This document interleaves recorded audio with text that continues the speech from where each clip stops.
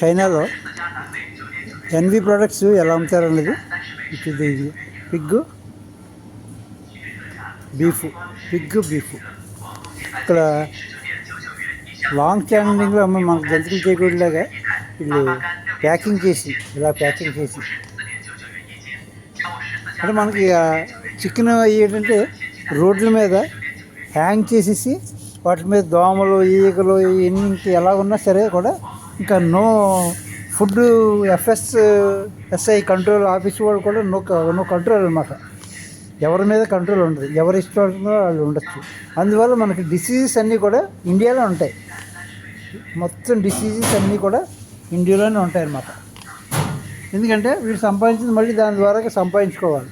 ఇవి రకరకాల ఎగ్స్ అనమాట. ఇది ఒక రకరకాల eggs, different kind of eggs. అంతా కూడా ప్యాకింగ్లోనే అమ్ముతారు. ఇలాగ మొత్తం అంతా కూడా ప్యాకింగ్లోనే అమ్ముతారు.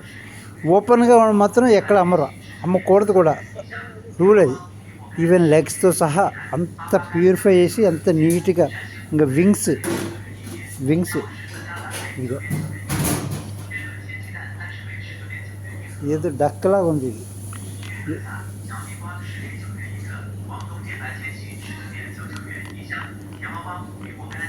వింగ్స్ ఇలా పీసెస్ కింద కట్ చేసి మొత్తం అన్నీ.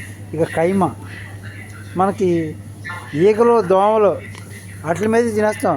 అది ఎన్నాళ్ళ నుంచి ఏలాడుతుందోనో తెలియదు. పొద్దునుంచి సాయంత్రం వరకు మరి ఒక మనిషి జబ్బు పడి చచ్చిపోతే, లేకపోతే మనిషి చనిపోయినా సరే మరి ఎంత టైపుల్లో అది దానికి బ్యాక్టీరియా ఫామ్ అవుతుంది, దాంట్లో ఎంత డేంజరు. దాని గురించి మనకు కొన్ని కర్టన్స్ కూడా ఉన్నాయి. ఇటు 10 రోజులు కూడా ఎక్కడ ఎవరు కూడా రాకూడదు, కలవకూడదు, వెళ్తే స్నానం చేయాలి, చాలా సిస్టమ్స్ ఉన్నాయి. మరి అదే బాడీ మరి అదర్ యానిమల్స్ వీటికి కూడా వస్తాయి కదా, అది కూడా అప్లై అవుతుంది కదా. అది ఒక లివింగ్ థింగ్ చచ్చిపోయినప్పుడు ఆటోమేటిక్గా బ్యాక్టీరియా ఫామ్ అవుతుంది. అది చాలా డేంజర్. అదే మన కట్టసి మనం చనిపోయాడని 11 రోజులు మైలని చాలా సిస్టమ్స్ ఉన్నాయి. మరి అదే సిస్టము మనం నోటికి తినే వీటికి ఎందుకు మనం అప్లై చేయము?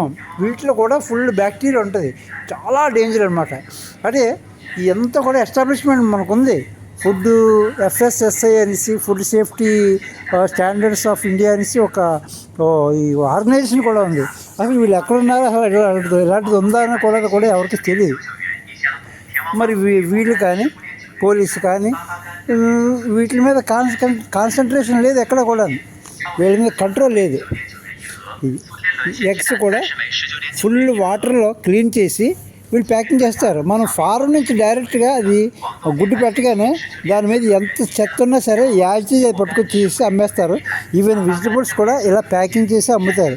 ఇదే షాపింగ్ మాల్ అంటే బయట కూడా ఇలాగ అమ్ముతారు. ఇదే పెద్ద స్పెన్సర్స్, డీమార్ట్ లాంటి షోరూమ్లు ఏం కావు, ప్రతి చోట ఇలాగ ఉంటాయి. అన్నీ ప్యాకింగ్లో ఉంటాయి. ఎక్కడో 1 or 2 రేర్ ఇగో బంగాళదుంప ఇలా ఉన్నప్పటికీ కూడా ఇగో ఇవన్నీ కూడా క్లీన్ చేసినాయి అనమాట.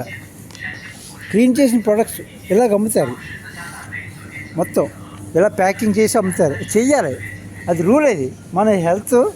ఎందుకు బీపీలు షుగర్లు వస్తున్నాయంటే మరి ఇటువంటి మెయింటెనెన్స్ వల్లే. ఈ వంకాయ, ఈ తెల్ల వంకాయ, అది నల్ల వంకాయ,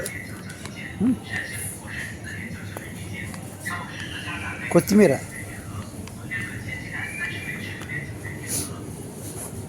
ఎక్కడ ఫుడ్ సేఫ్టీ స్టాండర్డ్స్ మెయింటైన్ చేయడం అన్నది మనకు పూర్తిగా లేదు. అంతా కూడా ఇది వెజిటబుల్ మార్కెట్ అంతా కూడా చక్కగా ప్యాకింగ్ చేసి అమ్ముతున్నారు. మనకి లూజ్ కాలంలో కూడా ఇవి ఇలా లూజ్ ఉంటాయి, అవి కూడా క్లీన్ చేసే ఉంటాయి. మరి ఇటువంటివి లేవు. ఇప్పుడు అదేదో కుంభమేళ అంట, దాంట్లో కొన్ని కోట్ల మంది వచ్చారట, భారతదేశం వెలిగిపోతుందంట. మరి కుంభమేళ అంటే అందులో దిగినోడు ఎలాంటి వాళ్ళు వస్తారు, రకరకాలు వస్తారు. శుభ్రం మెయింటైన్ చేసి వాడు వస్తాడు, గజ్జి గాసం ఉన్నవాడు వస్తాడు, ఈడు వాడు ఇద్దరు కలిపి మురుగుతారు. అందులో దిగ్గానే ఎప్పటి నుంచో టైం లేక యూరినల్స్ కానీ టాయిలెట్స్ కానీ ల్యాబరేటరీ కానీ వెళ్ళలేనివాడు దాంట్లో వదిలేస్తాడు. మరి దాంట్లోనే మనం ములిగేసేసి అవి దండం పెట్టుకుని ఆ నీళ్ళు ఆచమనం కింద తాగేసేస్తాం మనం. మరి ఈ సిస్టమ్ వల్ల హెల్త్ హజార్డ్స్ వస్తాయా రావా? ఎందుకంటే రకరకాల డిసీజ్ తోటి ఆపరేషన్ తోటి డాక్టర్లు గవర్నమెంట్ ఇవన్నీ బాగుపడాలి. ఎందుకంటే ఫుడ్ వీళ్ళకి అక్కర్లేదు, ఏ సిటిజన్ వెల్ఫేర్ అయితే అక్కర్లేదు. కొంచెం ఇటువంటి చూసన్నా మనం చేంజ్ అయితే బాగుంటుందని నా యొక్క ఆలోచన. అందుకు నేను ఈ వీడియో చేసి పెడుతున్నాను.